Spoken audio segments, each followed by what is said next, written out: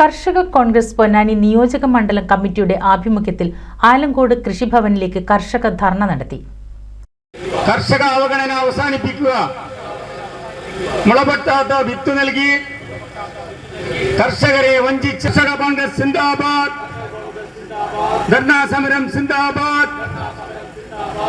വിളവെടുത്ത നെല്ല് സംഭരിക്കുക, സംഭരിച്ച നെല്ലിന് ന്യായവില നൽകുക, സംഭരണത്തിലെ ഒത്തുകളി അവസാനിപ്പിക്കുക, സപ്ലൈകോ നീതി പാലിക്കുക. നെല്ല് സംഭരണം കിഴിവുകൊള്ള അവസാനിപ്പിക്കുക, നെല്ല് സംഭരണം ഇടനിലക്കാരും സ്വകാര്യ മില്ല് പ്രതിനിധികളും തമ്മിലുള്ള ഒത്തുകളി അവസാനിപ്പിക്കുക, നെല്ല് സംഭരണ വില സംസ്ഥാന വിഹിതം വർദ്ധിപ്പിക്കുക, കോൾ മേഖലയിൽ ഇറിഗേഷൻ ആക്ട് പ്രകാരം സമിതികൾ അടിയന്തരമായി കൊണ്ടുവരിക തുടങ്ങിയ ആവശ്യങ്ങൾ ഉന്നയിച്ചാണ് ധർണ നടത്തിയത്. ശ്രീകുമാർ പെരിമുക്ക് അധ്യക്ഷത വഹിച്ചു. Veliyancode block Congress committee president PT Abdul Khader ഉദ്ഘാടനം ചെയ്തു.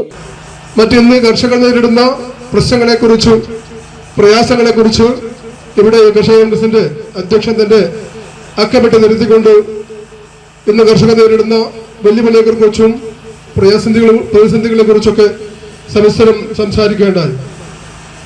ഇന്ന് കർഷകർ നേരിടുന്ന എല്ലാ പ്രശ്നങ്ങളും പ്രയാസങ്ങളും ശാശ്വതമായ ഒരു പരിഹാരം ഈ ഗവൺമെന്റിന്റെ ഭാഗത്ത് നിന്നും ഉണ്ടാക്കണമെന്നാണ് ഞങ്ങൾക്ക് ആവശ്യപ്പെടാനുള്ളത്.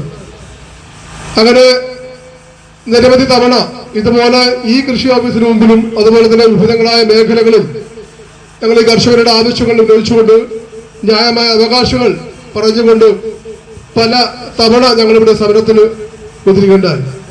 പക്ഷെ എന്നാലൊക്കെ അതൊന്നും കണ്ടില്ല കേട്ടില്ല എന്ന് നടിച്ചുകൊണ്ട് കർഷകരുടെ ന്യായമായ അവകാശങ്ങളും അതുപോലെ തന്നെ അവരുടെ ആവശ്യങ്ങളും നിരാകരിച്ചുകൊണ്ട് മുൻപോട്ട് പോകുന്ന ഒരു ഗവൺമെന്റിനെയാണ് നമുക്ക് കാണാൻ കഴിയുന്നത്. ഒരു രാജ്യത്തിന്റെ ഒരു സംസ്ഥാനത്തിന്റെ ഏറ്റവും നമ്മുടെ അടിസ്ഥാനമായ മുദ്രാവാക്യം തന്നെ ജയ് ജവാൻ ജയ് കിസാൻ എന്നുള്ളതാണ്. ഈ രാജ്യം നിലനിൽക്കണമെങ്കിൽ രാജ്യത്തിന്റെ അതിർത്തി രക്ഷാ സേനയും മിലിറ്ററിയും ഒക്കെ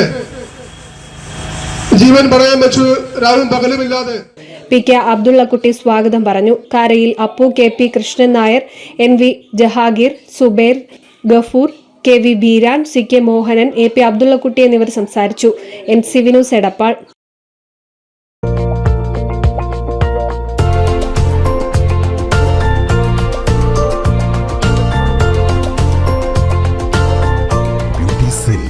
എടപ്പാൾ, തൃപ്രയാർ, ചാവക്കാട്, പുത്തനത്താണി.